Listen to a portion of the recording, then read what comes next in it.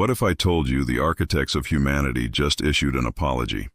Not a myth, not a rumor, an unmistakable message.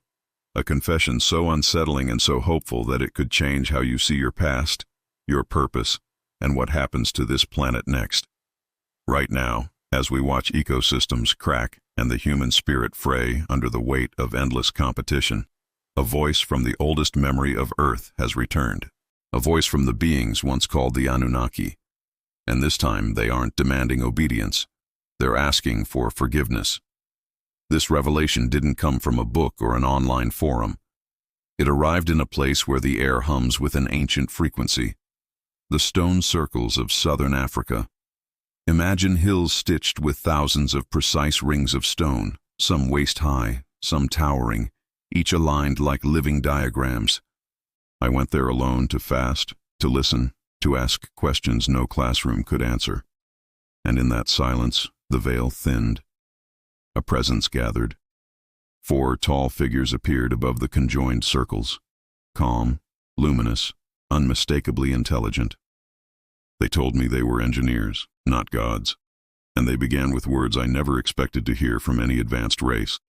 We apologize to Earth and to you. They spoke of their arrival eons ago, not as conquerors but as refugees of a failing world. They came here because this planet held what they needed to survive. They came because Earth was abundant, alive, and permissive to creation in a way few worlds are. In their desperation, they turned our planet into a workshop. They altered atmospheres. They spliced genetics. They shaped a servant species, us, by fusing their drive and intellect with the native life already unfolding here. In their words, they saw beauty and exploited it. They found potential and reshaped it. And in doing so, they changed the course of this world. Then came the admission that reframed everything I thought I knew about human nature. We made you in our likeness, they said, and we passed on our flaw, the hunger to dominate, to control, to turn wonder into possession. What we often dismiss as just human nature, the impulse to extract more, to win at any cost, to bend the living world to our will, might not be purely human at all. It might be an inheritance. But the message didn't stop at regret. It became a teaching. They said Earth was never meant to be a mine. She was designed as a womb, a school for souls. A rare kind of world where consciousness chooses a body, learns love by practicing creation and compassion, makes mistakes, returns, and learns again. On this planet, they said, forms manifest easily. Ideas become life. That is why the forests feel sentient, why the seas seem aware, why a simple breeze can break your heart open. Because this place is a cathedral of becoming, a sanctuary for remembering what we are. They told me the 2 circles beneath them were once laboratories, one dedicated to plants, the other to humans. They admitted they kept the work secret at first, hiding even from their own people, intoxicated by how effortless creation was here. And then, like proud inventors, they spread the word. Others came. More reshaping, more interventions, more disruption. We wish, they said, that better guardianship had been established. We should have protected this planet's natural evolution. I asked why they were telling me this now. Their answer was simple and devastating. Because we are standing at the same crossroads. We have their ingenuity and their flaw. We know how to build, but we build past balance. We know how to innovate, but we innovate past wisdom. We know how to create, but we forget to care for what we create. Their plea was clear. Do not repeat our pattern. Choose balance over endless novelty. Choose cooperation over control. Choose sustainability over speed.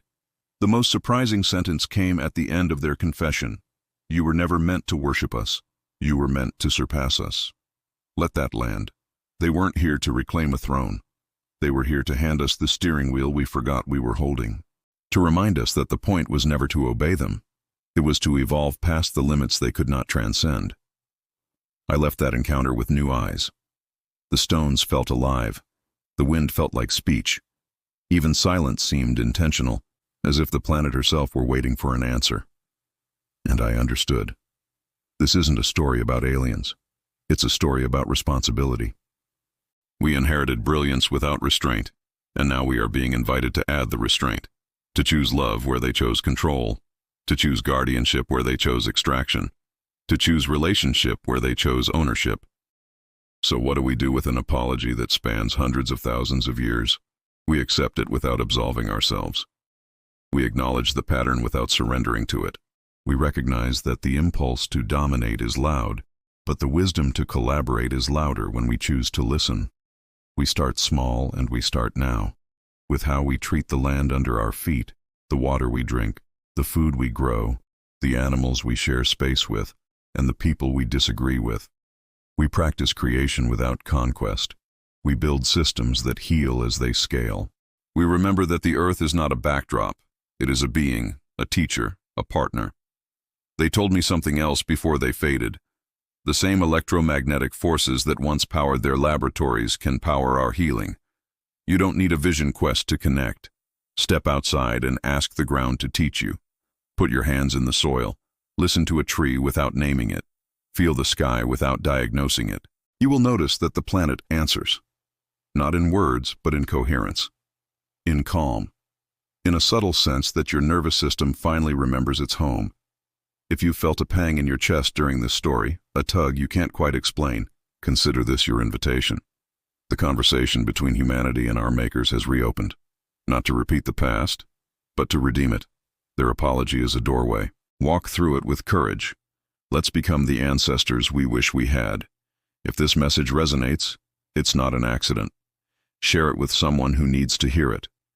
And if you want to keep exploring hidden histories, sacred science, and the practices that turn insight into action, subscribe now and hit the notification bell. I'll be here, bringing you more field reports from the edge where ancient memory meets a living earth.